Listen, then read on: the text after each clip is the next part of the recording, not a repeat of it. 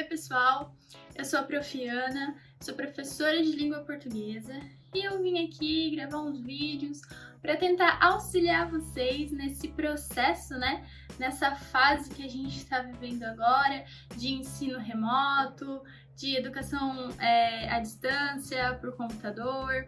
Bem complicado, é uma fase totalmente nova e eu resolvi vir aqui compartilhar com vocês alguns dos meus conhecimentos. Eu sei que você deve estar pensando que eu sou louca.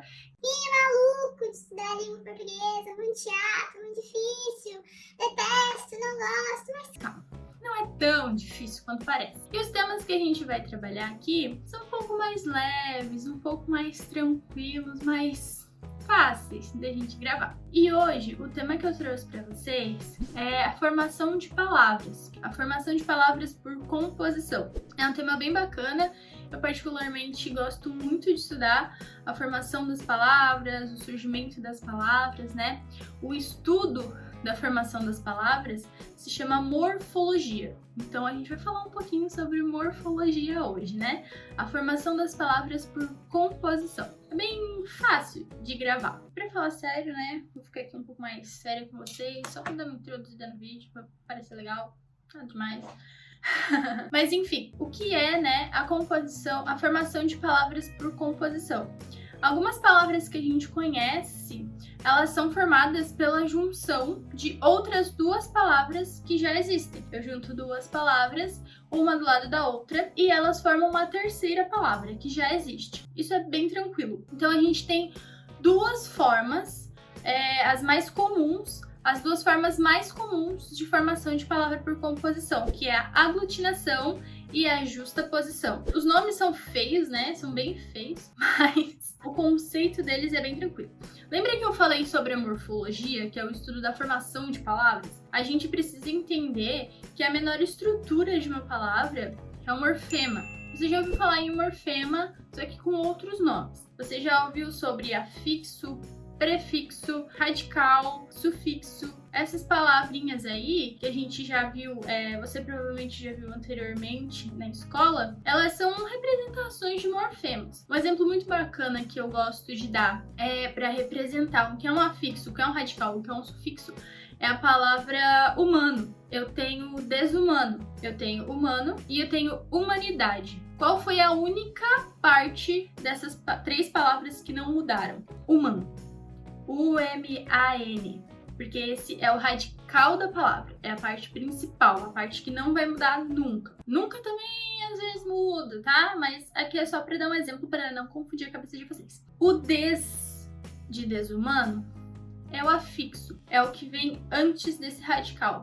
Em humanidade, idade é o sufixo, é o que vem depois desse radical. E a gente tem os prefixos. O que são os prefixos? São pedacinhos de palavras que vem antes desses radicais, só que eles carregam um significado. Super-homem. O super é um prefixo. Então, a gente precisa entender essas pequenas diferenças. Eu falei de uma forma bem rasa para vocês compreenderem, A gente vai entrar mais especificamente na aglutinação e na justaposição. Na aglutinação, quando a gente junta essas duas palavras, a gente tem uma alteração fonética. E na justaposição, quando a gente junta essas palavras, não existe alteração fonética. Mas Ana, pelo amor de Deus, fonética, o que quer dizer isso? Eu nunca nem ouvi falar. Fonética, de uma forma bem rápida para vocês entenderem, é o estudo dos sons. Assim como a gente tem o estudo da formação das palavras, a gente tem o estudo dos sons. No estudo dos sons, a gente aprende sobre como a gente pronuncia as palavras. A letra B, a letra A, a palavra campo, como ela é pronunciada. Então, na aglutinação, a gente tem essa alteração fonética. Que é isso? Eu vou dar um exemplo bem tranquilo para vocês entenderem. Eu tenho a palavra planalto. A palavra planalto é uma junção de duas palavras, plano e alto. Eu não pronuncio plano alto, eu pronuncio planalto.